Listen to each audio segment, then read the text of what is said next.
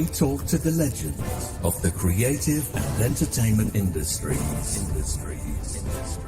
We talk to those on the rise. Lance Steen Anthony Nielsen asks about the highs, the lows, and everything in between. This is Outcast Creative, and this is Industry Interviews.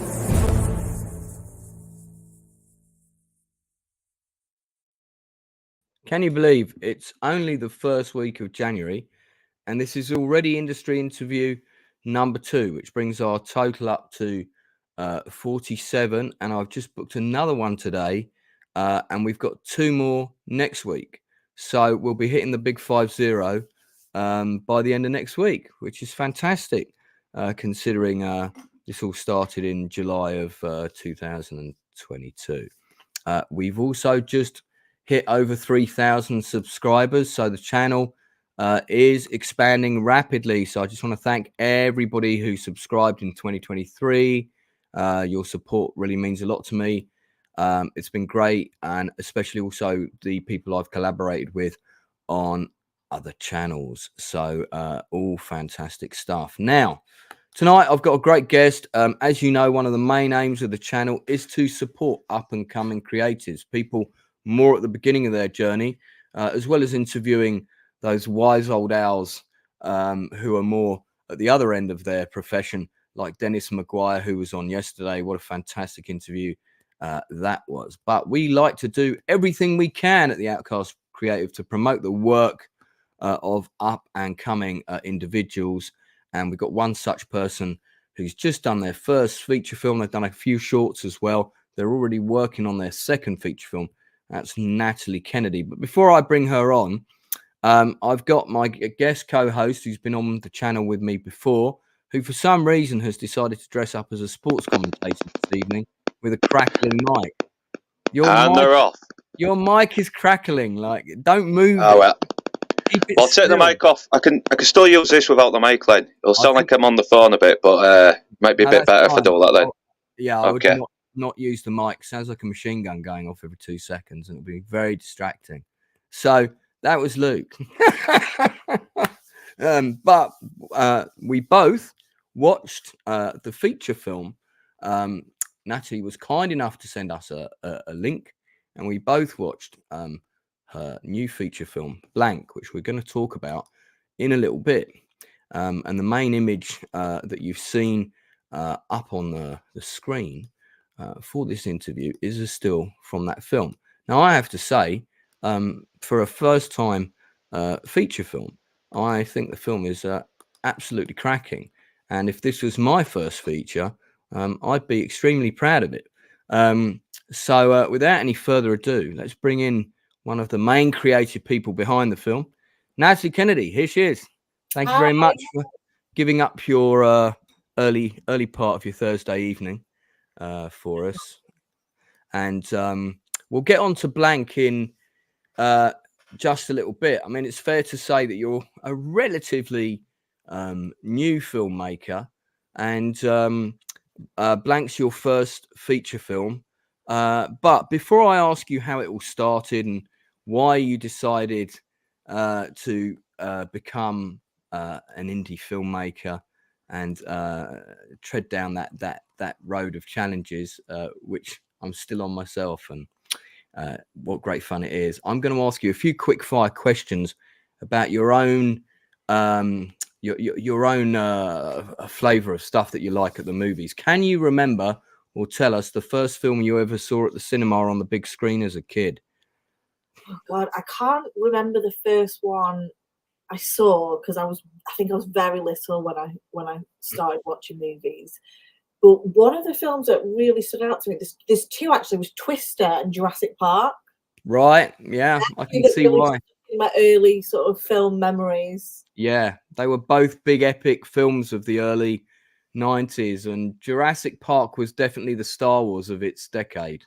Yeah, it took things to another level. So what a great early cinema experience that would have been. Can you tell us what the last film was you saw at the cinema?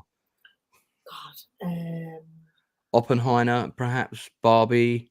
I'm trying to remember which one was actually the last one. I went to the cinema with my son recently, and I cannot for the life of me remember what we went to see. That's not a good sign, is it? Maybe it was the Marvels, and you fell asleep or something. Oh God! Won't blame you. I'm so forgetful. Come back to that. If you suddenly remember, come back. If I suddenly remember, which I will, it'll come to me. I'll let you know. As a director, if you could name a British actor or actress who would be in your top 5, I won't say your number 1 because I don't want to put you in the spot, but would be in your top 5 of actors you would love to work with, give us a name or two there. Oh God, I mean, I would love to work with Leonardo DiCaprio. He is not British. He's American. Oh, I didn't hear you say British. Yeah, no, British actor or actress. But the next question is American, so you've answered that one. Oh well, there's the American one. British actor. Emily Blunt. Emily Blunt, yeah. I think she's a fantastic actress. I love what she's in. I've seen her in so much stuff. What about British actors? And then male actors. Yes. God. I know he's not British, but it's sort of within the realms of British. I'd love to work with Cillian Murphy. Oh yeah, okay. No, I'll give you that. Right. So much. Cillian Murphy, and I've heard really nice things about him. Yeah, I mean, he seems like a lovely guy. Yeah. And there was a movie. The first movie I ever saw him in was an indie movie called Disco Pigs, which is like, yeah, my God, that's a nuts film. Yeah, with Elaine Cassidy. Yeah, and that's a creepy. It's a film that makes you go kind of ooh when certain things happen, and you don't see them coming either. Oh, it's such a good film, but I'd really love to work with him. But I just remembered what the last film I watched at the cinema was, and now I remember why it didn't instantly come to me, because it was Aquaman. Yeah, okay. Yeah, just recently watched that. Well, we won't spend any more time on that. Tell us a favorite film of yours that you watch at least once a year. I mean, purely because of Christmas, like It's a Wonderful Life. Okay, that's good choice. Yeah. I thought you were about to say Muppet Christmas Carol. My fiance recently, we just watched it with the kids, and oh my God, it hit me again just being in that situation. I started crying, and I'm not like an overly emotional person, but I just love it so much. It's so beautiful.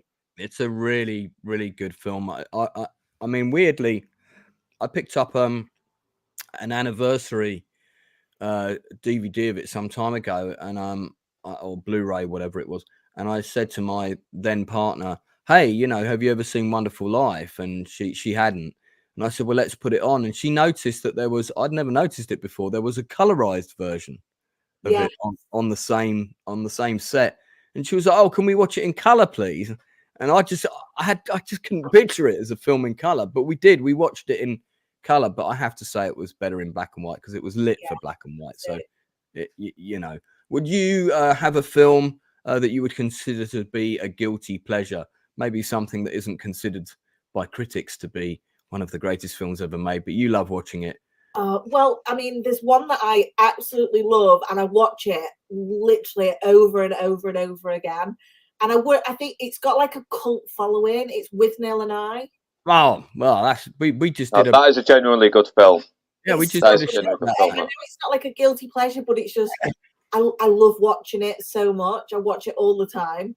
I took part in a 6-hour stream where we discussed that film on someone else's channel. And, really? And we went over like absolutely everything about the film. It's so quotable. Yeah, massive detail. And I believe that there's somebody did a stage play version of it at one point, which isn't there one coming out? I think that's right. I'd love to see that. I think it would work really well as a play. I just don't know if you could really beat the original actors. I wouldn't want to be stepping into their shoes. It has to be said. Last question before we move on to how you got started. What would you say in, let's say, the last 10 or 15 years, British or American, what's been a standout television drama series for you where you've gone, wow, that's benchmark stuff? I'd love to work on something like that. I would personally love to work on Black Mirror. Well, that's interesting. Yeah. We both said your film reminded us of an episode of Black Mirror, and actually, if that had been an episode of Black Mirror, I would have considered it a good one. Yeah, it's something I'd love to work on personally. Well, you got a good calling card for it, so you definitely want to pop that in front of the whichever the producer is, and see if you can get a directing gig on. Yeah, because it's not a bad Black Mirror. I don't know what you call it, homage, maybe, perhaps. So tell us how you got started then, because you've come to. I mean, I don't want to make any assumptions about how old you are, but it sounds like you didn't leave school and decided you want to become a director. This has come a bit later. Is that fair? Yeah. I mean, I actually started as an actress. Right. As a young child in theatre. I think I was about 4 years old when I started. And as I grew up, I did loads of different projects, started to get into directing theatre, writing theatre, producing theatre, and then started working with multimedia. Did a college course in performing arts where I sort of advanced the multimedia side of things. And then I kind of thought, okay, I'm really interested in this. This is something I can see myself doing. I'm interested in the technical side and the directing side more. So I went to university and did media and performance and just really took to it. And my focus was on cinematography and directing.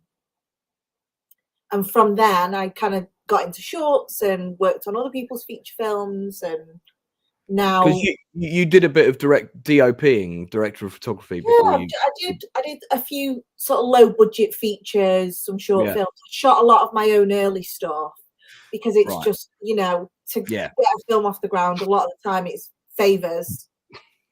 So what year would it have been that you did your first short? What year would that have been? My first short from leaving uni, I think, was, God, it must have been about 2010. And that was right. So that was just at the beginning of people suddenly realizing if we shoot some video on a 5D camera, it actually looks pretty good. That all started around 2011, 2012. Yeah.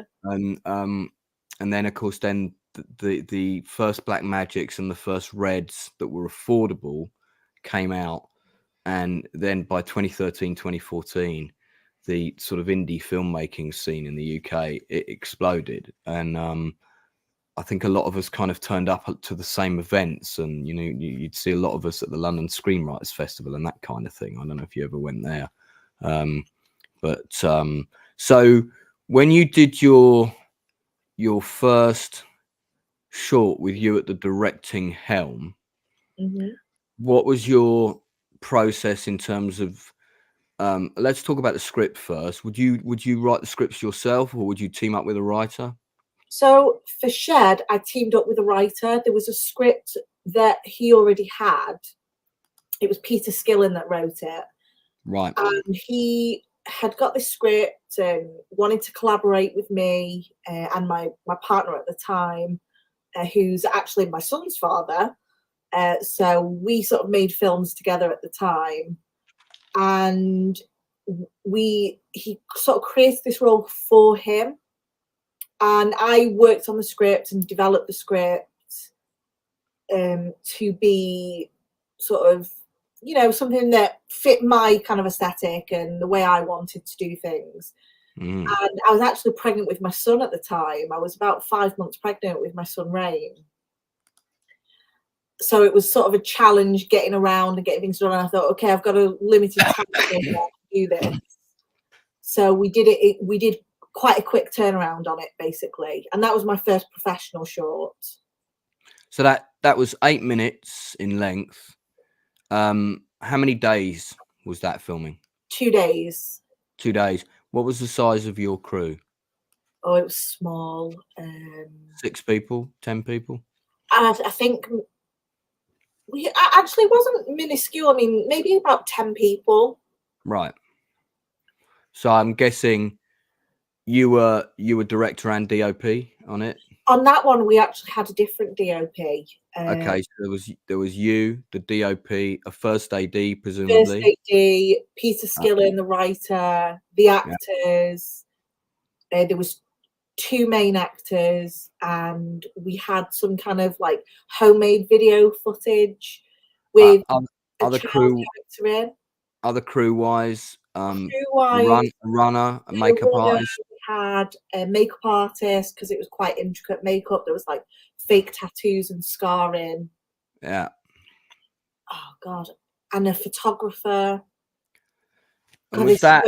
This is testing my memory now. No, that's okay, because it's always interesting to hear what people had on their first go. And was that we're just making this for fun kind of thing, or did you have a bit of a budget? Did you have a bit of money from somewhere? Did everybody get paid? No money. It was literally for the food. Everybody was on favors. So it's interesting that you mentioned about the food, because they say, and I always ask this question when I give a lecture to film students, you know, who's the most important person on the film set? And everybody always puts their hand up and goes the director. And I said, that's incorrect. The most important person is the caterer. Yeah. And the quality of the catering is all people talk about, even at the highest level of filmmaking. If you're on a big budget movie and the catering is shit in Hollywood or even in England, the mechanism of the filmmaking crew like runs at half the steam, because they're not looking forward to lunch, so they don't work harder to get to lunch. I mean, the thing I literally learned off my last film, the film I've just shot, was the importance of good catering, which producer Rebecca Claire Evans was actually in charge of and did a fantastic job. Yeah. And it doesn't always need to be expensive, but, you know, don't turn up with a couple of, you know, reduced sandwiches from Sainsbury's if you can help it. Try and give them a bit more, because they will appreciate it. You know, I mean, the last short film that I did at that kind of size, we found the nearest pub that did a really good Sunday lunch, and we negotiated with them a fixed price for 20 people, you know, and that, I think it was like 300 quid or something. 300 quid, incredibly well spent. Everybody, you know, raring to go straight after lunch. So important. So you did your first short, that was Shed. That was kind of a horror, sort of psychological horror type thing. And then that was, as you say, it was just at the beginning of the turn of digital 5D, an exciting time for people. Hey, you know, we can go and make a film, you know. What was next after that? So after that, I did a film called Trauma that was with a lot of the same people. Me and Paul Morrison wrote the script for that, along with his brother, Peter Morrison. And he was literally an ex-soldier and was using experience from that, post-traumatic stress disorder. Yeah. So we actually used real soldiers in the film, like people that were ex-soldiers. And so they had like the real experience of it. Sure. And again, I worked with Rebecca Claire Evans, who I've worked with for a long time. We actually on a film set where we were both. She played the mother in Blank, is that right? She did, yes, that's right. Yeah, well, we'll come back to her for sure. Yeah, so she was in Trauma as well, and I was actually 8.5 months pregnant at the time. Heavily pregnant in the middle of a forest. God, that was a challenge. It's quite amazing that you shot 2 films during the process of your pregnancy. I find that quite amazing. That's incredible, because most people. I had a DOP, Matt Johns, but then I shot. There was some stuff we shot after I'd had my son. Yeah. So he actually came on set with me. This was like his first experience of being on set. Right. He was 5 months old at the time, and in a little baby carrier, and I was literally shooting footage and like looking after my son. And what would you say was the biggest take from your first movie, Shed? The biggest lesson that you learned that you then implied, carried through to Trauma? Just to not be afraid to sort of explore creative ideas. With the other members of the crew? Yeah, I mean, I'm very collaborative. I really like to take on board, like, get the best out of everybody. And I'd say the thing that I've learned the most throughout my entire career so far is to know when to listen to the creatives that are working around you. Yeah, that's very true. But you've got to hire good people. You've got to hire good people, but you've also got to know when it's your vision at the end of the day. As a director, it's your vision and you are responsible for that vision. Yeah. But as long as you're communicating that vision with your team, I feel like that's how you get the best out of everybody. So Trauma was 24 minutes long, so that's almost 3 times the length of your first short. How many days? So the initial days, I think this is going back a bit now, but I think it was about 3 days initially, right? And then we had to shoot some stuff in a different location, so I think it was another 2 days after that. Okay, sorry, I'm just turning my volume down on my other machine. Funny enough, that was a notification for a message you sent me earlier, so it literally traveled in time.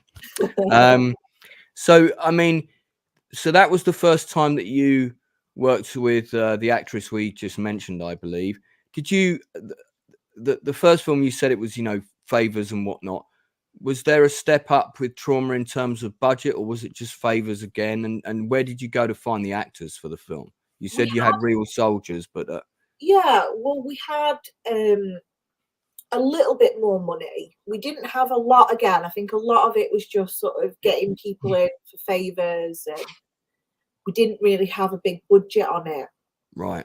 But I'd worked on other people's projects, so a lot of people were willing to do the same for me.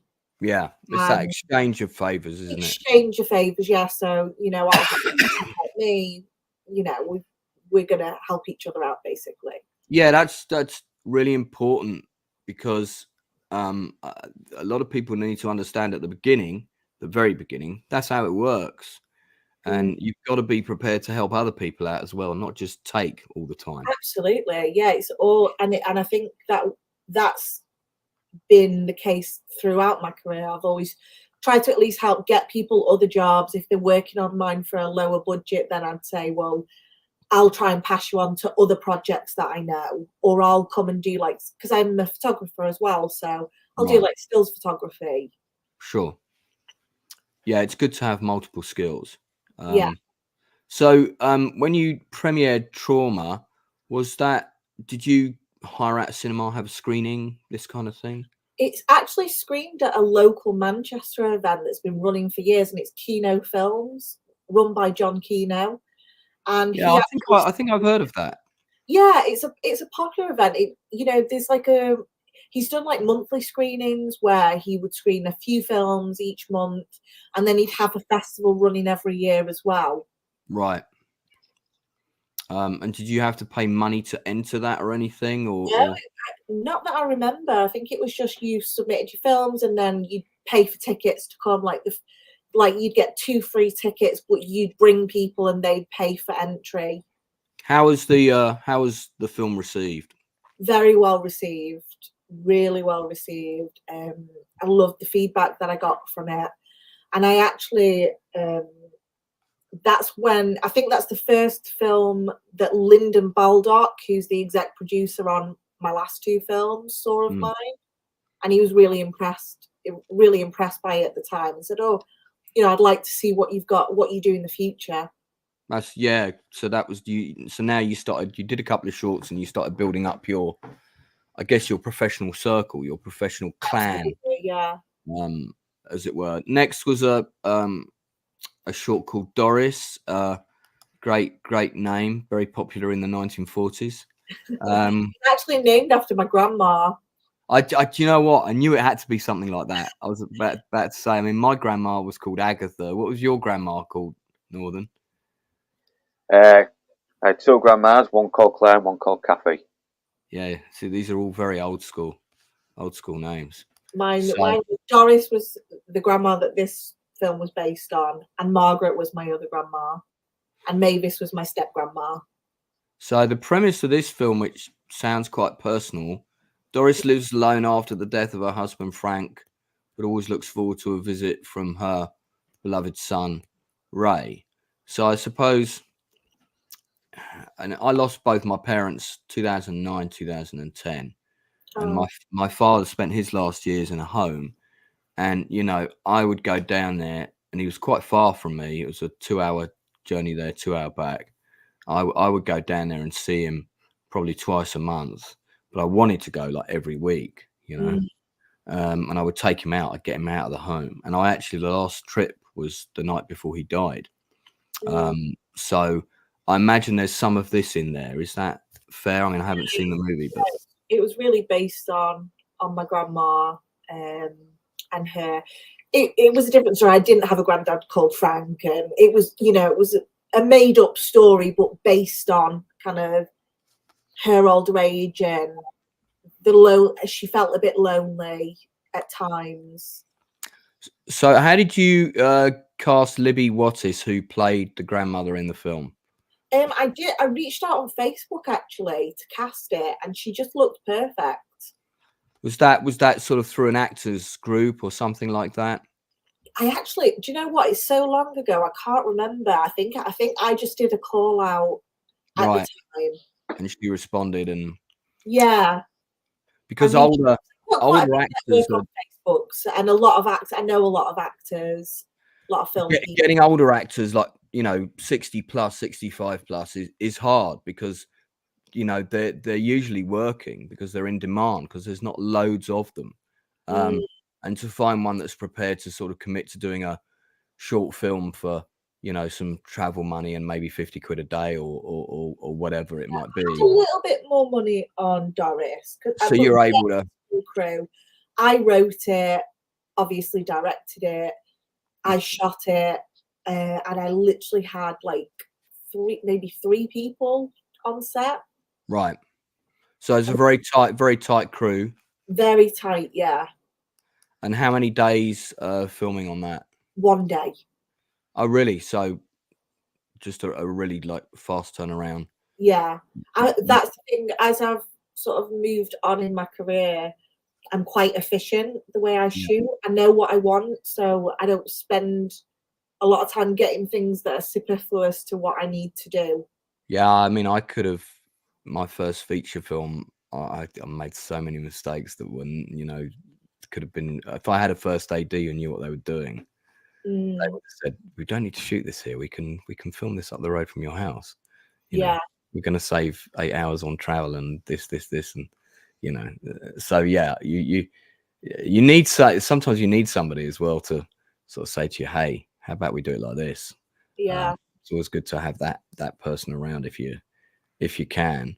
Well, Libby Wattis is a pretty good actress. She did a movie called The Creature Below, which I've actually seen, and I remember her in that. So, how was her performance?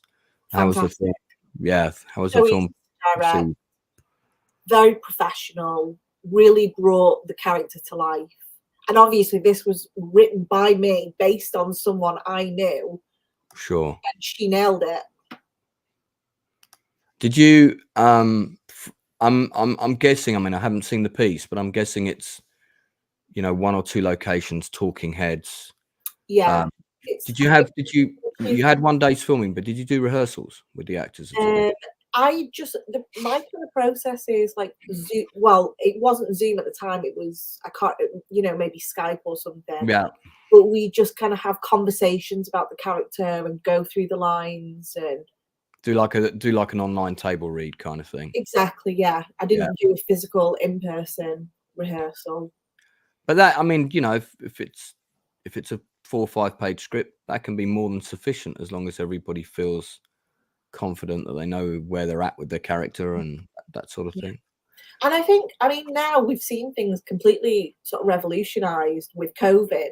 We had to do things differently. We couldn't do things the same as what we used to.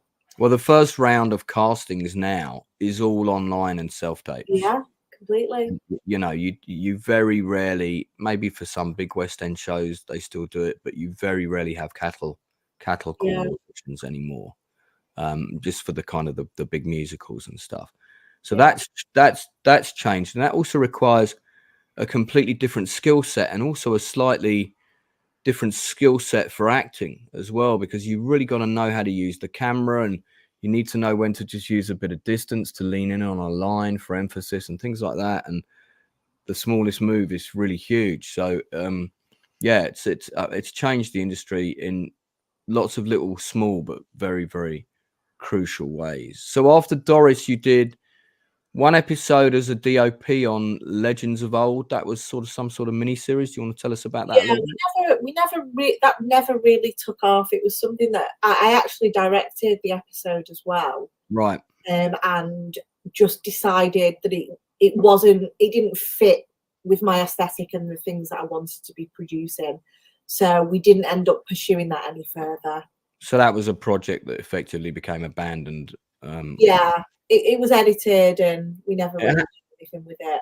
It happens. I've been involved in a couple of those, and you know, sometimes it's a shame. But so the short, I guess, started making people pay attention to Natalie Kennedy and asking around if she was connected to Jack and so forth, would be your short Down and Out. Yeah. So let's talk about that a little bit. That's 2017. So you've been a filmmaker for, you know, off your own back for 4 years by now. Yeah, sorry. What year was that? 2017?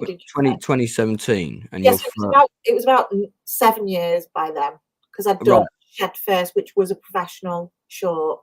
7 years, okay. So when you come to do Doris, let's talk about the differences between, sorry, not Doris, Down and Out, between this film and where you started. First of all, what was the budget on this? It was about $3,500. And how many shooting days? 2.5. 2.5, okay. And then it was 19.5 minutes short. So yeah, decent length of short. What size was the cast? Oh goodness, let me think. I mean, you have your lead guy. I'm guessing that your lead actor was Tommy Jessup, who we've got here. He's a fantastic actor. I've seen him in a couple of other things, actually. Yeah, he's been in quite a lot, actually. Yeah, I've seen him in a couple of things, and he is really good. So you had him as your lead, and I mean, Northern, you mentioned this earlier. I know you did a bit of research on this film. It deals with obviously someone with Down syndrome. But what's the thrust of the narrative? Is this something that you wrote, or did somebody bring this project to you? So Christopher Faith, who also starred in the movie, had a script that was based on, I think it was his auntie who had Down syndrome. So he had like real experience of somebody with Down syndrome. And it was only a 6-page script when I got it. It was quite limited. And he said he'd be interested in collaborating and working on it together. So I developed the script, rewrote it, and basically thought this was the one I was going to do, where I'd have a budget, and I felt like this would be the film that preceded my feature film career taking off. Which it did effectively. I mean, I suppose in a way, pandemic aside, we'll come on to that in a minute. So where did the, aspiring filmmakers, where did the 3.5K come from? Was that out of your own pocket? Was there some sort of grant you could apply for, or did you have a benefactor, or what, I basically did a crowdfund. Okay. And that would have been, would that have been in 2016? Yeah. Yeah, so crowdfunding by then was sort of starting to peter out a little bit. Before then, I think because we did the crowdfund quite a while before, and then we did the film, and then it took a little while to edit because there was a few sort of issues that we had to deal with. Right. I think it might have even been like 2014, 2015 when I raised the money. And then made the film a little while later. Then it took a little while to edit, but I was so happy with the result once it was done. So So you did a crowdfunder, and were you in charge of that crowdfunder yourself? Yes, because I produced it alongside Rebecca Claire Evans. So we've done a video with two filmmakers, one of these, an industry interview, specifically about crowdfunding, who both crowdfunded feature films. And I've run, I think, 2 or 3 crowdfunders myself, and you've got to be on it every day. You've got to be, updates every day, social media marketing through the wazoo every day. It's a from start to finish of the campaign. It's a full-time job, pretty much. Yeah, even for a short, Yeah, it was the first one I'd done. Is it the only crowdfunder you've done? It is the only crowdfund I've done. Yeah. Yeah, everybody always says you should only ever do crowdfunding once. So tell us about the story. What is the thrust of the narrative for this film? So it's about a young guy with Down syndrome who goes in search of his brother, and the down is that he had Downs, and the out was that his brother was he'd kind of like lost his way in life. He'd walked a bad path, and Tommy's character really looked up to him and wanted to go in search of him, wanted to be like him, but his brother just didn't want him to live the same life that he had. He wanted him to have like the more privileged existence. So it's a nice story in a lot of ways, because you really see Tommy's character, sort of the innocence of his character in this world, this bright world of Blackpool. Right. All the flashing lights. It's got, on the surface, it looks really nice, but we all know it's sort of, there's a lot goes on there as well that people don't always know about, that the kids don't see, and as an adult you see it. So it's got quite a seedy underbelly. Yeah, exactly. Yeah. Very glitzy on the surface. Yeah, I've been there. I've stayed in some proper weird hotels in Blackpool, man. And one of them, the stairs were like that angle, going up to the second floor. What's going on here? But I mean, it seems like, before we move on, I have to say, it seems like this would be a wonderful premise for a feature film. To be honest, it was something I'd considered developing into a feature, because it was. Yeah. I loved the story, and like Tommy was just so charming in it, and the other performers were fantastic. I mean, the lead actress in it was Mia Vore, and she's a really good, talented actress as well. There was some smaller roles in it as well, but they were the key 3. This is Mia Vore, I believe. Oh, there we go. So yeah, I've seen her in a few things. Yeah, she's done quite a bit. Yeah, another up and coming actress. How did you come to cast her and Tommy in the film? Well, Tommy, God, I think we'd seen him in something. Mia, I actually knew personally. So right. So that was basically a phone call in her case. Yeah, right. But it was Christopher Faith had actually written it for him and Mia. But when he handed me the script, he didn't say, "Oh, it has to be me and her." He just let me read it, and I was like, "Oh, actually, you'd be really good as this character, and Mia would be really great as this other character." And he was like, "Perfect." I mean, that's literally how I wrote it. So I remember him in Line of Duty. Yeah, he's in that house where a gang of criminals are kind of impose themselves upon him. And I think they store a murder weapon there or something like that. And he's in this impossible, horrible situation. And you really feel for him in the film. And he's in 4 episodes of that, and he was really good. And I don't know if it was based on the place up the road from me, but there was a guy very similar who lived in an area called Knoll Park. It's about 4 streets away from my house. And some druggie befriended him, and she was a pretty girl, and she kind of imposed herself on his life. And before he knew it, his place was taken over as a drug's den, and they actually had to relocate him to Manchester. Oh, wow. Because this criminal element took over his home, and it was really serious. We got to hear about that at a sort of local town meeting, because there was a big drug problem in the area, and everybody got very upset. And that made me think of him in that role when I heard that story. How did you find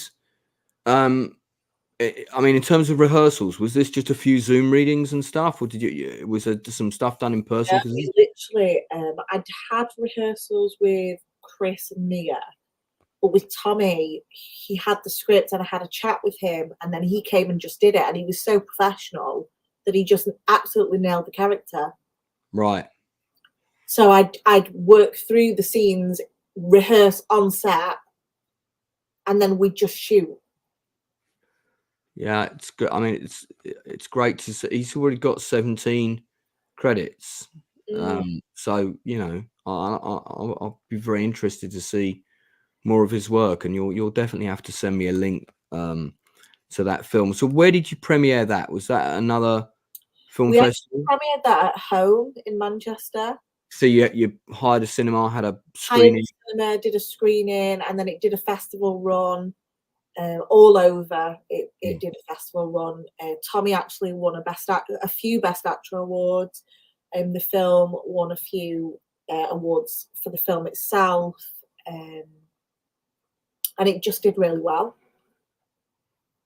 So then, what was the transition from that to your first feature film, Blank, which me and Northern have both just watched yesterday? Well, as obviously Rebecca's name has come up quite a few times, we've had a long-standing relationship in a film capacity and as a friendship. And she'd made a feature film with Lyndon that I actually had considered directing myself, called The Zombie King. I think I've heard of that. Yeah, but my son was very young at the time. He was just a babe in arms, really. And I didn't want to be separated from him. So I decided that it wasn't the right time for me to work on a feature film. So I did my shorts. And after Down Out was released, we showed it to Lyndon Baldock again, and he liked it. And Rebecca said, I really think Natalie's an up-and-coming director. I think we should work with her. We'd like to get a project off the ground. And he said, okay, find a script. And if we like it, we'll move forward. So you're now on a different level. It's an indie feature film, but still a feature film. And as with most indie feature films, there's, roll the dice, but there's anywhere between 10 and 20 producers attached in varying capacities. Here we've got 10 at least. So Linda Baldock, of course, you had a pre-existing relationship with Rebecca Claire Evans as well. Is Natasha Marcoux Marcus Marcoux's other half? Oh, I'm actually not sure who her other half is. I know Natasha, but just from the work that I've done with her. I might be wrong, but I think she might be. And I know Marcia Valles, Brazilian actress, lovely person. Me and her have met at God knows how many networking events, and we met in Cannes twice. And and we did talk about doing a project together. It never happened. How did she come on board as an EP? She does a lot of work with Lyndon, and Rebecca's worked with her as well. So we got she sort of advised on different elements of the production. Right. And is this the first time you had a casting director? Because we got Claire Bleasdale here. Yes. So talk us, let's go through the whole process. Talk us through, so it was, okay, we want to work together. At some point, somebody presumably said, hey, Natalie, we've got a script. Do you want to have a look at this thing by Stephen Herman? Or did you have a pre-existing relationship with Stephen as well? No, I actually found the script through a site called Inktip.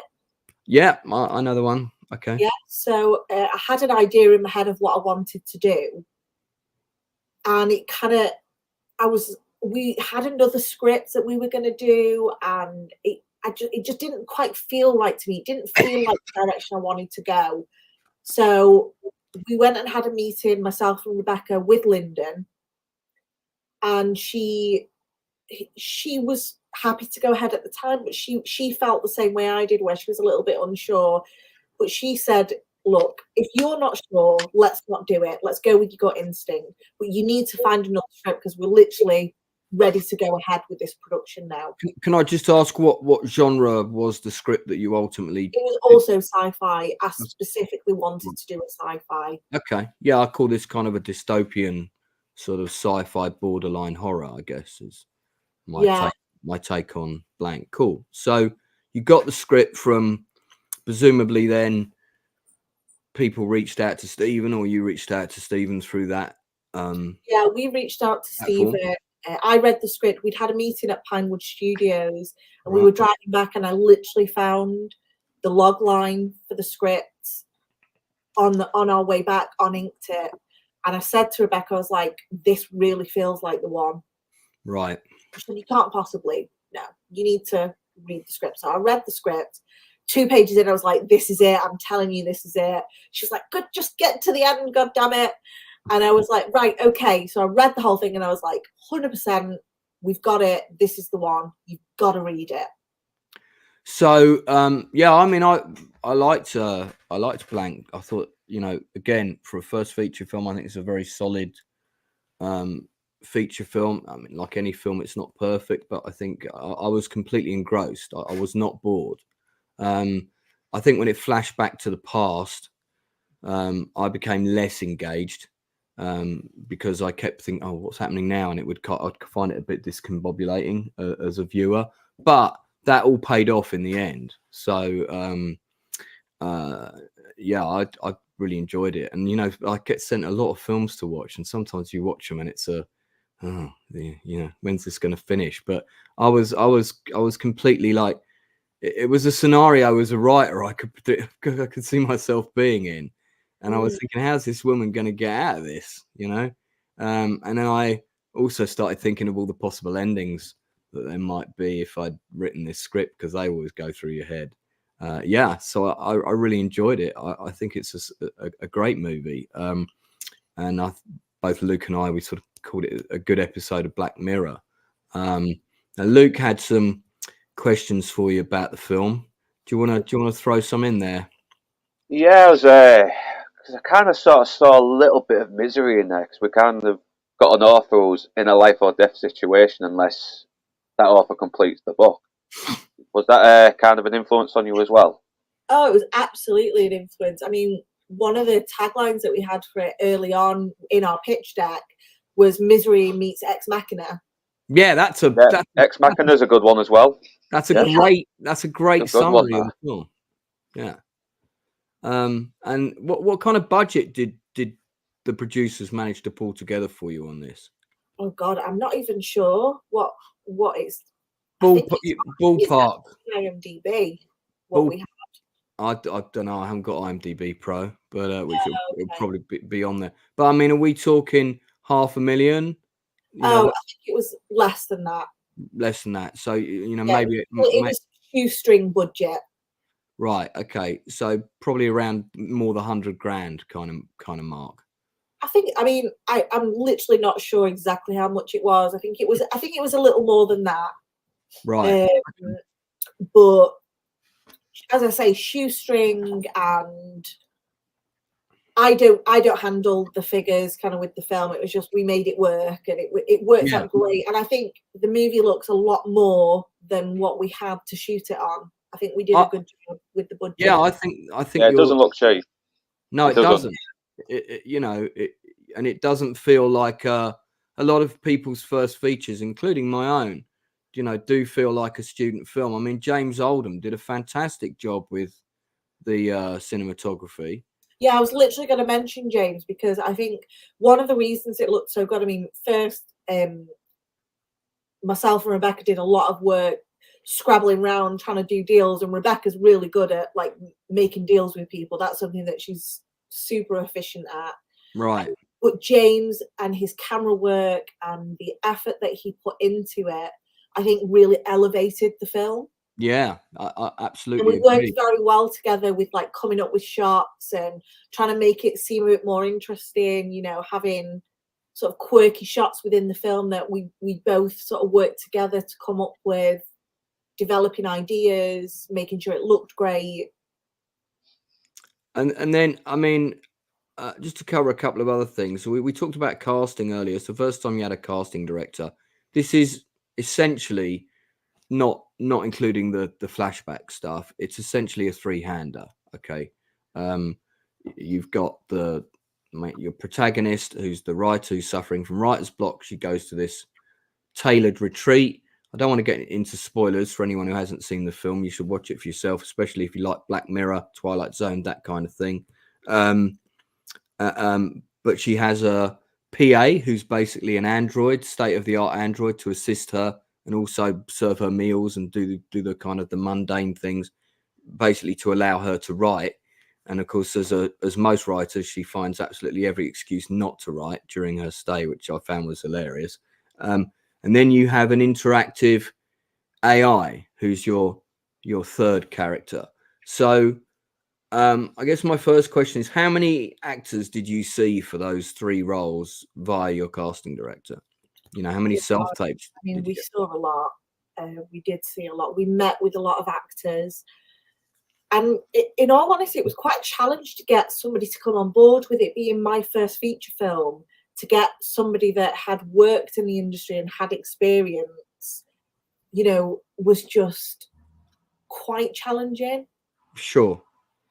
So the process was a long one, and we were literally down to the wire. Yeah, funnily enough, I've worked with or I know Kerry Newton and Claire Fox. So Rachel Shelley was your lead. She did an absolutely fantastic job. But I've got to give super credit to Hyder Reed, who played the sort of android PA, because it would be so easy for an actor to mess up that performance, and not, you know, we've seen so many robots and androids in films. This is her in a different movie, but she's brilliant in that part. She nails it. You totally believe that she's you know, this kind of AI assistant. What was the rehearsal process like for that? Or was she just straight in with that performance from day one? Or did you try some things out in rehearsals? So we had quite a lot of lengthy discussions about the tech and about how I saw the character, the world that the character had come from. I sent research articles to the actors to look into the development of AI and how I saw it. And we just had this great collaborative conversation. Sorry, my dog's. That's all right. We don't mind dogs on this show. Mooch his way in. Yeah, it was a really collaborative experience with both the actors, the lead actors. They were so. I mean, there's so much talent in the film, just from the cast and the crew. Fantastic to work with, and it was really this great collaboration of great minds, great talent. I was just so happy with the people that I was working with. Where was this location? Presumably you hired out some kind of lovely Airbnb holiday home or equivalent. No, it was actually somebody's home. It was John and Tam, and it was called the Waterworks. Right. And Rebecca actually found it on a site. She found all these different properties to show me, and as soon as I saw it, I was like, oh my god, that's the one. But we had like hardly any budget to work with, so we couldn't afford the rate that was on this site. So we literally went, I had this Star Wars notepad, wrote them a note and said, we'd really love to talk to you if you'd be interested in our little low budget sci-fi movie. And they literally got back to me the same day and called me, and I had a long chat with John, and he was just so into the project, and it was their home. So presumably he gave you some sort of all-inclusive price that worked for the budget. Yeah, that worked for us and worked for them. How many days were you there at that location? Oh, just dog interception. That's right. No, don't apologise. You can hold on to him and stick him up on camera if you want. We don't mind. Love that. He's so covets attention. Get more views. Cute dogs always go. You know. So how many days did you have here to shoot? It was about 3.5 weeks. And so I'm guessing your typical shooting week was it 5 days on and 2 off, or 6 6 days? days on. 6 days on and 1 off. Yeah, I thought so. Yeah. And just talking through some logistical things, you had what was the daily size of the crew on this one? I'm guessing probably around 16, something like that. Yeah, I think something like that, 16 to 20.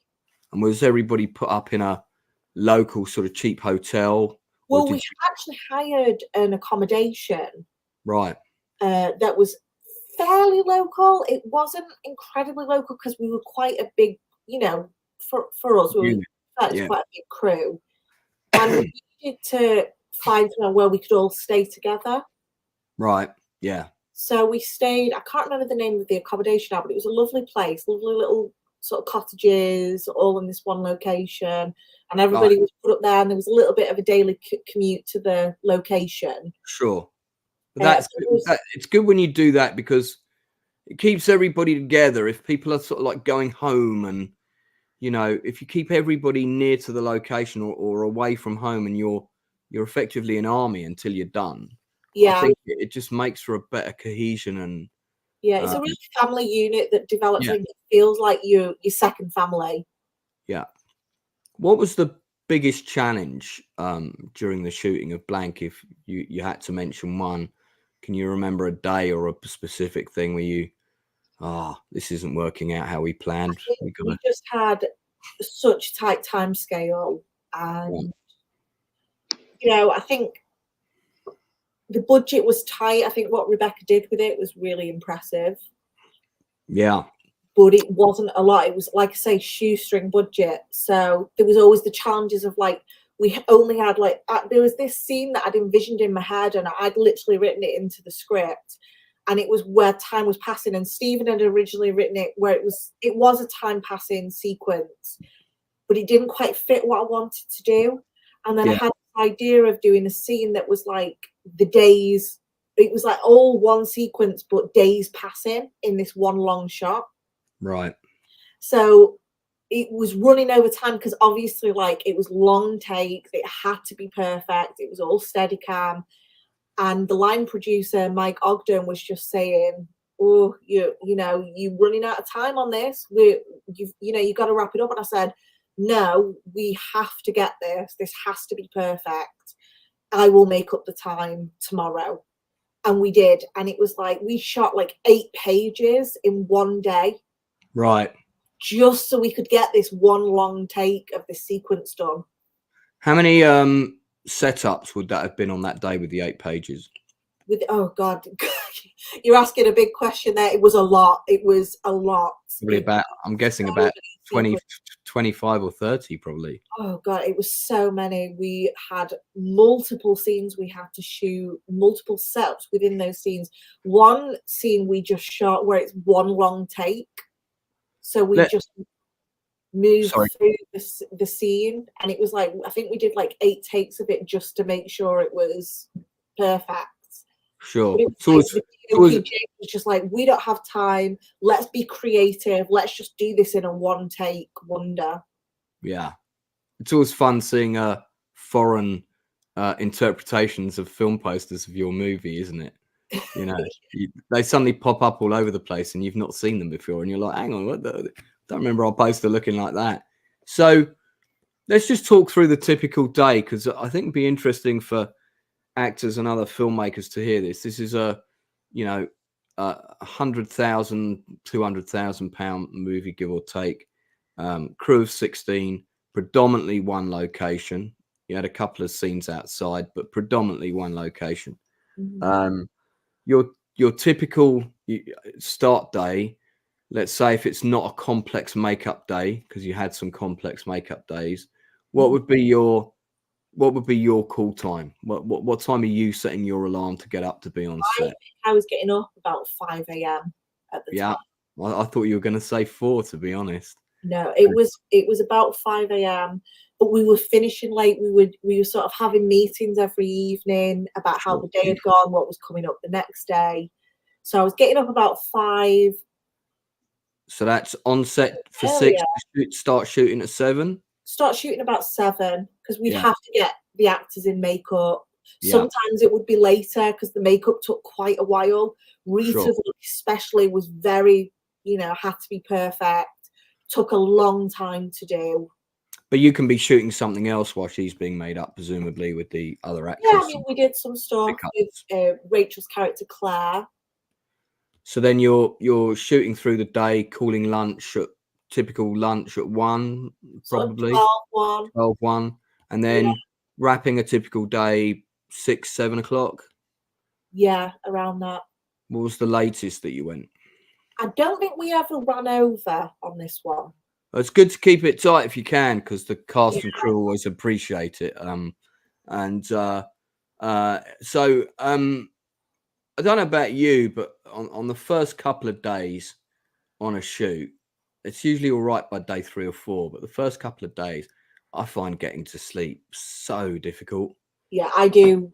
Because your mind is racing with schedules and shots and and I literally have like shots in my head. Yeah. I'm like, what are we gonna do tomorrow? Like, how's this gonna look? Did I get everything? Like, did I miss something? Do we need to go back? So the night before day 1 of filming on blank, what time were you able to get to sleep?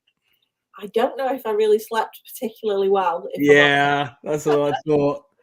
I've been there. I actually, when we were stuck out filming in Greece, I actually had to send a message to a crew member who was coming later because we couldn't find any sleeping tablets. And I said, buy 2 boxes of Nitol, 1 a night, and bring them with you. And I didn't sleep for about 4 days in a row. Plus, there were mosquitoes in our sleep is so hard to come by on a shoot. Yeah, it's tough. It is. It's hard. What do you do to keep going in terms of energy and staying motivated? And I think the worst thing you can ever do as a director is lose your cool on set and start shouting at people. I'm really not a shouty person. No, it's good. I'm so friendly. Like, actually, the crew would say, Natalie, you're just so nice. Like, you can be tougher, we can take it. I'm like, no, but you're all doing such a good job. So I don't need to. I know what I want, and I'll always say no. I'm like, people laugh at me, especially on my last film, because they'd say something and it would just not fit what I'd wanted. I'd just be like, no. But would you be drinking copious cups of coffee to keep going? Coffee, Red Bull. Drinks, yeah. Bananas are quite handy for an energy boost. So that's like the healthier option of what I had to keep going. One of our regulars in the chat has said, Natalie looks like an ex of mine from the late 1990s, but I won't hold that against her. Well, we appreciate that, mate. Thank you very much. Well, thank you for that. Thank you for not holding it. We demand photographic evidence to prove that this is true. But and then he also pointed out that a young lady ended up as a kebab meat in Blackpool. True story. That sounds like a bad horror film gone wrong. Anyone has any questions for Natalie, pop them in the chat and we'll make sure we ask them before we wrap up. So you did 3 weeks on this. So I guess that's 18 shooting days, 21 days total, plus maybe a couple of travel days. You're straight into post-production, or did you have a break before post? We went straight into post-production. Yeah, it's always we were very delayed on post-production because of COVID. Because literally when we finished the film, COVID hit. And it was just like, oh no, what are we going to do? You were shooting towards the beginning of 2020 or the end of 2019? No, it was we'd shot some stuff in 2018. Right. And then some stuff in 2019. And then obviously it was like the end of the year. We'd sort of edited, and we had 2 great editors working on the film, Andrew McKee and Tamsin Jeffrey, who were both fantastic. But we did have a long process because we wanted it to be perfect. I mean, I'm a bit of a perfectionist, and then working with Lyndon and Rebecca, they both wanted it to be really good. And they're both very involved in that process. Did your editors start working on the edit while the main shoot was up and running? No, it was after. Right, okay. So you weren't doing that thing of running back drives to an edit station every day and downloading drives. And Yeah, okay. That's the big thing with digital, and then you just got to make sure you back up everything in case you lose a corrupted drive, and suddenly we had multiple drives of the film just to be safe. So. That's one of your big budget costs on a low budget digital movie is you've got to put a certain amount for drives, and it's always 3 times more than you think because you need enough for 3 copies of absolutely everything. So when so you went into post in 2020 then would that be sort of pandemics hit and like late 2019 we started, right? So that you must have, were you still in post when the pandemic hit then? We were still in post when the pandemic hit, because like I say, we were really low budget, so things took a little bit longer. We couldn't say to an editor, this is your main project and don't do anything else. Like, no, okay. You weren't paying them the big paycheck to exactly. Like I say, a lot of it was deals and favors, and you help us out, we'll help you out, kind of thing.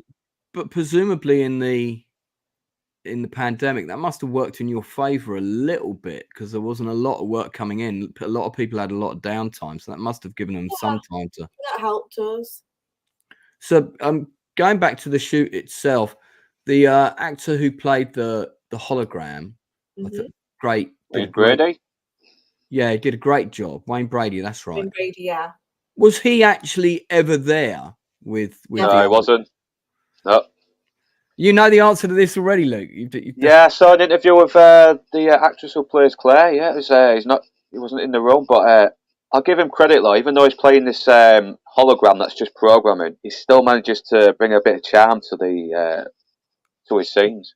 Yeah, I really liked him. I thought he was great in the role. He's been going for ages though. He was in Whose Line Is It? He's a very funny comedian. Yeah, he's famous in America, and he's got quite a big following in Europe as well. So what did you do? Did you shoot all your stuff with him on a green screen prior to the main shoot? Rebecca actually went to LA and shot in a green screen studio there. So we did all his stuff in a day. Right. In one day. That's pretty good. I mean, he's got absolutely fantastic. He literally would get his lines, look at them, and then do it. Right. Because he was so busy. He's an incredibly popular actor in America. Yeah. So he was so busy. I couldn't spend like a long rehearsal period with him. So we had to literally have the conversation, discuss the script, and then literally just go for it. How did he come on board? How did you get the script to him? So I reached out to him and sent him the script. Right. And did he read it and go, I'm in? And he loved it. He was like, yes, hands down, I will do this. It sounds amazing. I mean, you say he's busy. Yeah. You look at, just in 2022 alone, he's doing Untold TV series. And then on top of that, loads of stand-up comedy skits. And so he's a busy man, as we can see. Very busy. We were very lucky to get him. I thought he was great. Has he seen the film and given you? He loves the film. He absolutely loves the film. He's very supportive of the film. He shared about it on his Instagram account, shared about it on his Facebook account, often comments on the things I share about it. He's very supportive. He absolutely loves it. Well, here's a comment that's not about people being chopped up in kebabs in Blackpool. I'm just going to put you up here. The color grading on Blank was fantastic. Really looks like a high budget production. I would agree completely. Reminded me of Spectral and The Machine. Yeah, I can see that. 2 small films that were far better than expected. Spectral is a really good sort of low budget indie sci-fi action movie.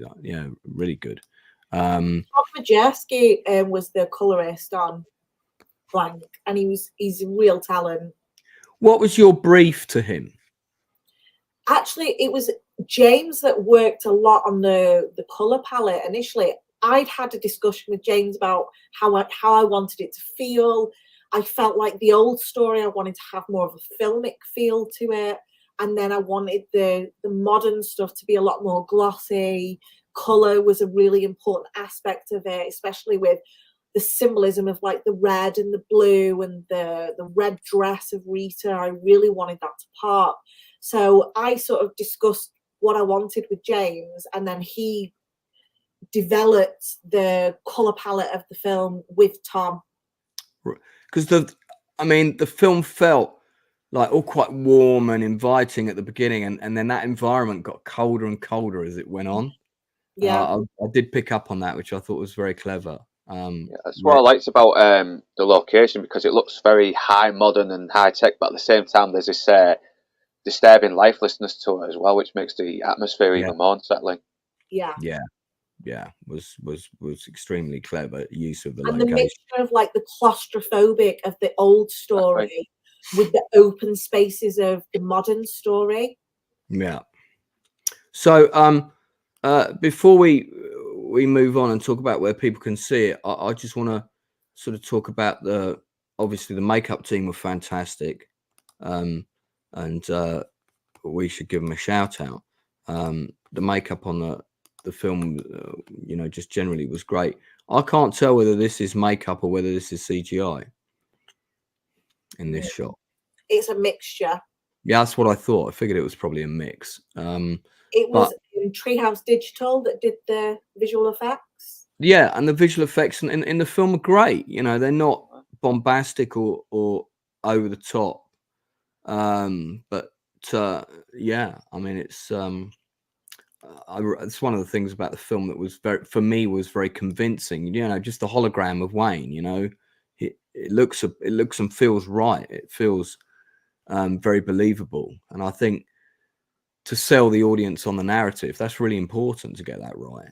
Yeah, absolutely. So, I mean, what sort of percentage of the budget went on post-production, special effects, that kind of thing? Was it a big chunk? God, it was a good chunk. Yeah, it was a good chunk of the budget, and I think because we wanted it to look right, it was really important. And Lyndon really championed what we wanted on the film. He was happy to sort of make sure that we got it right, and that was really important to me. So I'm guessing it's still less than what typical Hollywood spend these days. Get more deals. deals. Yeah, you see the expensive Hollywood, they look very unconvincing. It looks hollow, it looks lifeless. This actually is better. I could not agree more. You see, it was I don't know if it's a case of less is more, but for me, the special effects here, which were sparing but convincing, I totally bought into them. I was never thinking, that's a bit of CGI there or whatever. Whereas it's a mix as well, isn't it? It's a mix. It's not the actors relying solely on CGI. They put in a bit of mixture of makeup as well. It never took me out of the story. But you go into, you're watching, I don't know, a Marvel film or whatever, and suddenly there's a 20-minute totally CGI massive fight sequence, and I'm just sitting there and I'm so bored. And a video game. It's just not you're watching a video game. Yeah, and I'd rather play a video game than watch one. So Natalie, this has dropped. I mean, the UK premiere is coming up, right? Is that next week? No, so it's been screened already, but the actual premiere on digital platforms is the 8th of January. Right, so a couple of days. So literally Monday. Because you've got some reviews up on IMDb already. Is that as a result of festival screenings, or? It's a combination. I mean, it's had a cinema release in America and a digital release in America, so a lot of reviews are from that. And then it's done quite a big festival run as well before we sold it. Did you get into any of the sort of horror or high-end horror or sci-fi festivals like Fright Fest or anything like that? We did look at Fright Fest, but because it's more sci-fi thriller, we ended up going with the Manchester Film Festival for its UK premiere. Right. And they both require premiere status in the UK. Yeah, I know, I'm aware. And so in terms of how's it done in terms of the cinema release in America? Do you know what? Actually, we don't have like the exact figures of how it did. I think it did a limited release. I think it was a few weeks. It was like 2 weeks it was released for. Right. So it was limited, and it wasn't in, it was in like the main sort of states in America. Okay, so it had a small. Which distributor did it go through? Do you know? Brainstorm. Okay, all right. So I guess, but in terms of overall on the project, you kind of weren't really involved in that once it. No, it's just once it's sold, it's gone, and then because we're not releasing it ourselves, we don't get the direct information. I'm going to put you on the spot a little bit now. When you saw the final film, we're quite perfectionists, aren't we, directors? And you know how it is when you're shooting. There's never enough time. There's never enough money, and it's all about planning. And then no plan survives contact with the enemy. So nothing ever quite goes. Sometimes lots of stuff goes in your favor. Sometimes things don't work out. When you finally got to watch it, sat down with your producers, you had a proper color grade, proper sound mix, all of that. Credits were added, everything else. On the scale of 1 to 10, how happy were you with the final product? It's hard to number it because I think you set in it's a different expectation. I think for me, I just felt very happy with how the movie had turned out. Yeah, I would be if I was in. I wasn't disappointed. It had the feel that I wanted it to have. It was what I envisioned when I set out to make it. So with that, I was very happy.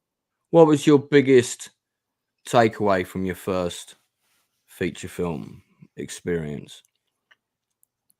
Probably that I would like to have a bit of a bigger budget. Oh, wouldn't we all?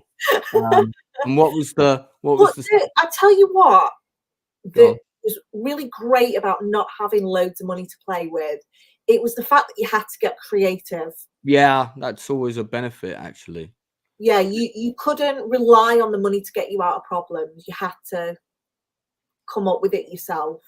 And what was the steepest learning curve, maybe, that you experienced on this feature film?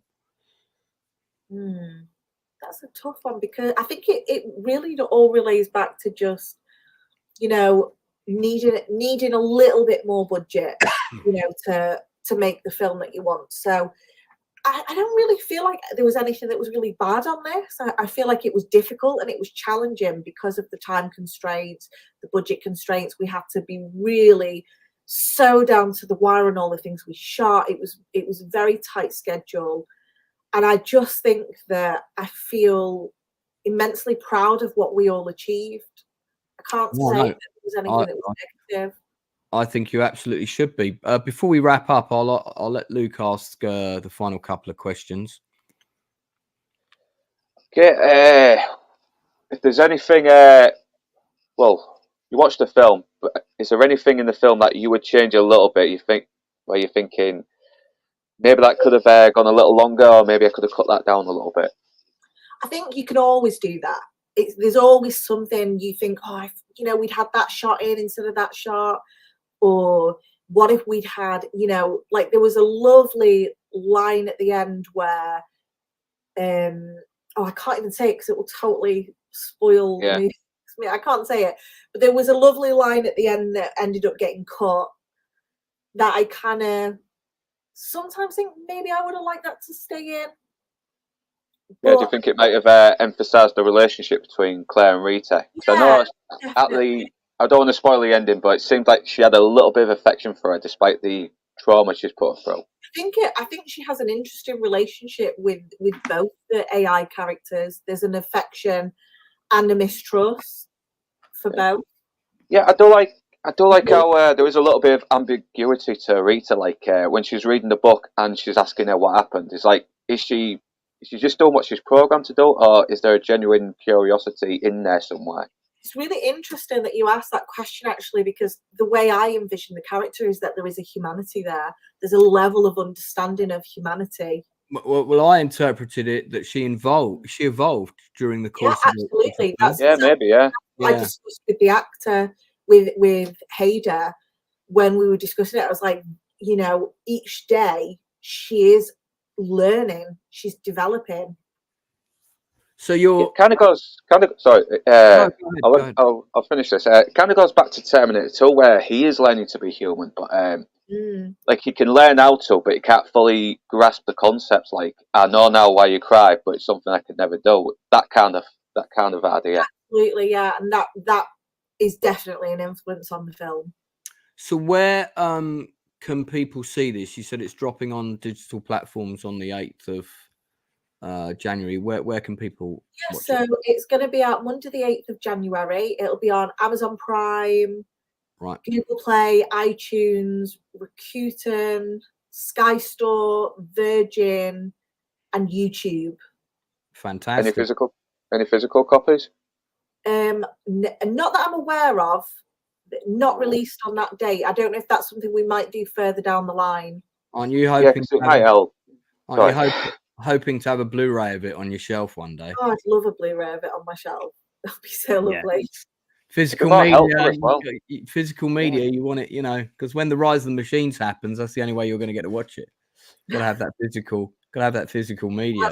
We've got to watch this movie. Yeah, preserve it in case producers in the future found some problematic scenes. Always preserve the physical media. Oh my God! Yeah. Don't even say that might happen. I could see that happening. It's already happening. So what's I know they're already changing cuts of movies. I've seen that. So what's next for you? You said you've got a feature film already in the works, the second one. Can you tell us a little bit about that? Yes, I'd love to talk about that. Actually, I've just shot my second feature film as director. Oh, you shot it already? We shot it in November. Right. And that was another tight time schedule. Very tight. Bigger budget? No. Surely not smaller. No, it was probably around the same, to be honest. No, but myself and Rebecca are very keen to just be working. We want to be working. Sure. Lyndon's been very involved again. We've worked with him again on this project with Temple Heart Films. Right. And we just wanted to get something made. COVID's hit everybody hard. Yeah. And we thought, well, let's just make something. What's the title of the film and what's the log line? It's titled Purgatory. And that's bizarre, because that was one of the titles I suggested to the guys that I'm writing a horror film for right now, so I'll know not to use that one. Oh yeah, go with something different.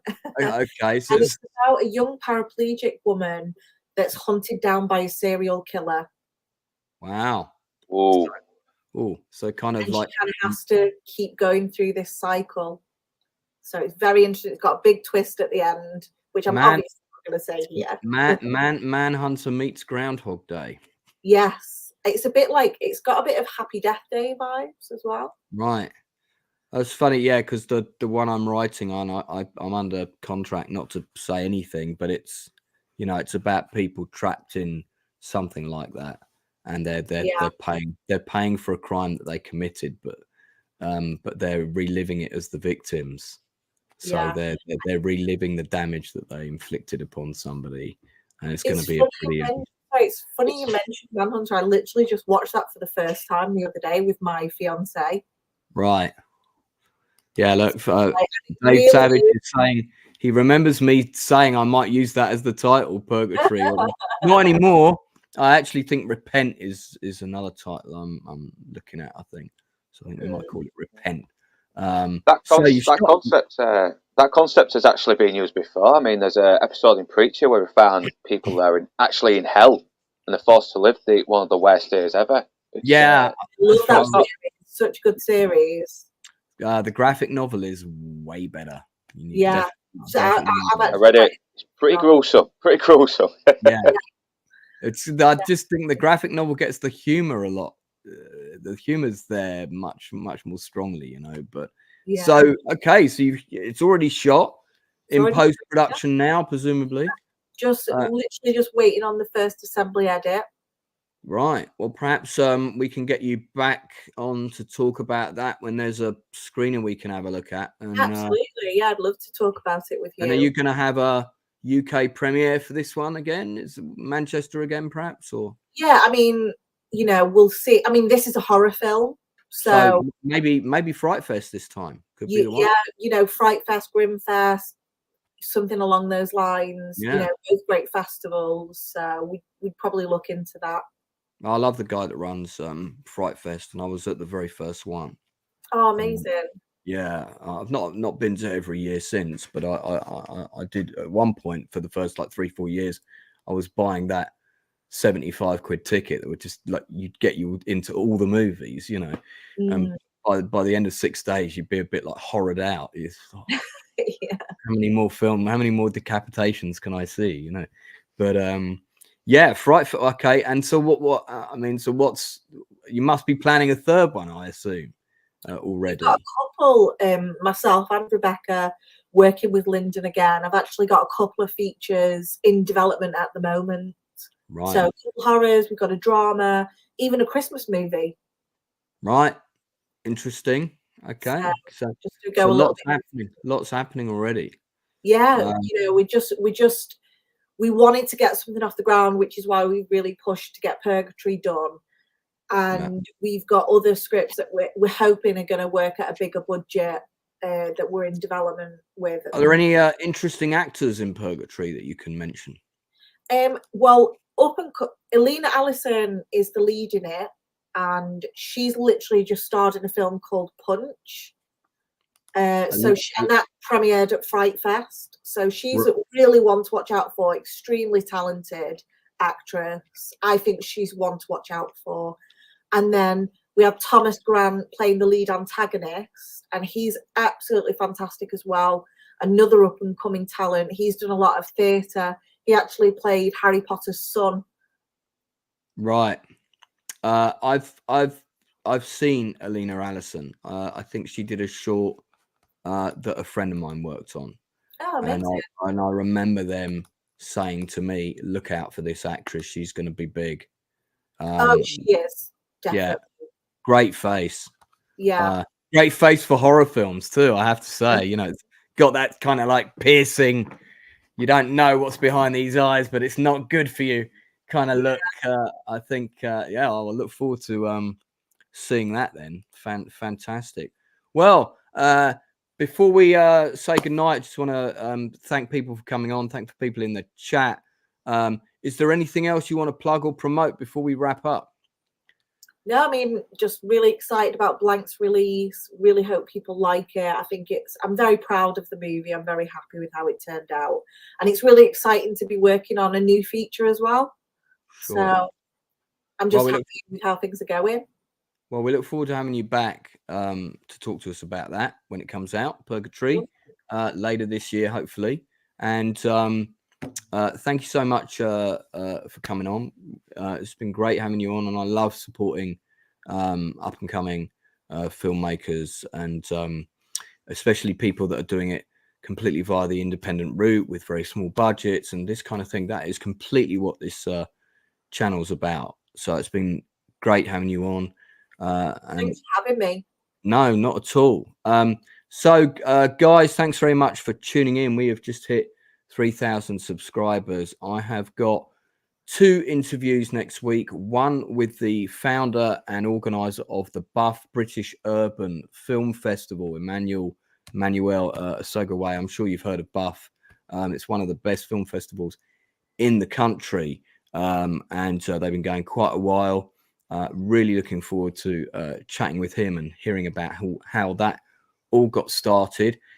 And then today, I have literally, just before we came on with Natalie, I just heard from the PA of Adrian Tay, who is a producer and director, and on Netflix currently at the moment, which is doing very well, is Malbat Mission Bakara, which is the other story about the Black Hawk Down event, told from the perspective of the Malaysian combat team that drove the APCs that went in to rescue the Americans.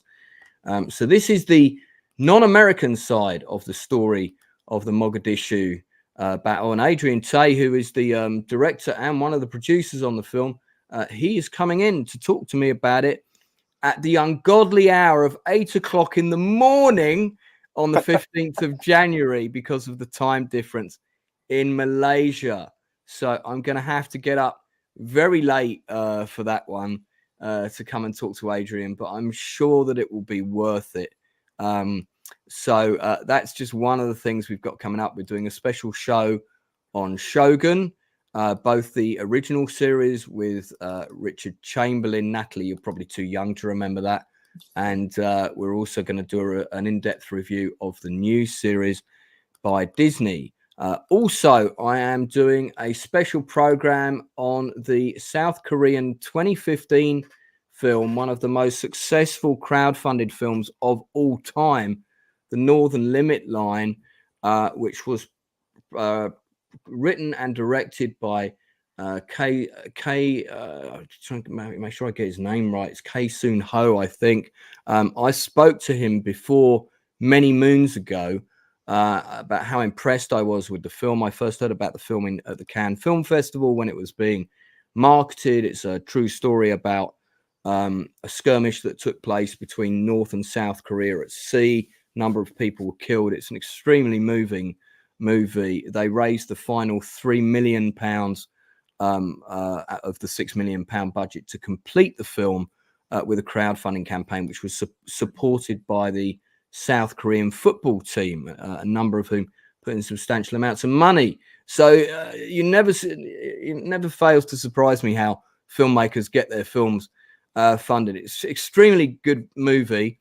I'm hoping to get the director on soon, but we're going to do an in-depth discussion and watch party about that film as well. So that's just a fraction of the stuff I've got coming up in January. Just remains me to say thanks to Northern English Bustard for coming in and being my co-host on this one. A huge thank you to Natalie Kennedy. Any relation to Jack Kennedy? We need to ask that before we go.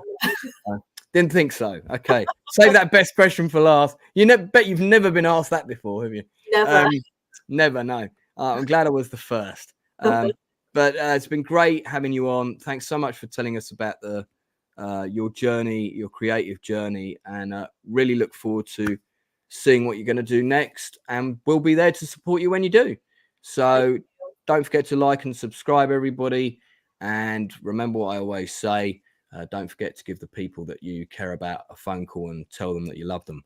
And we will see you all again real soon.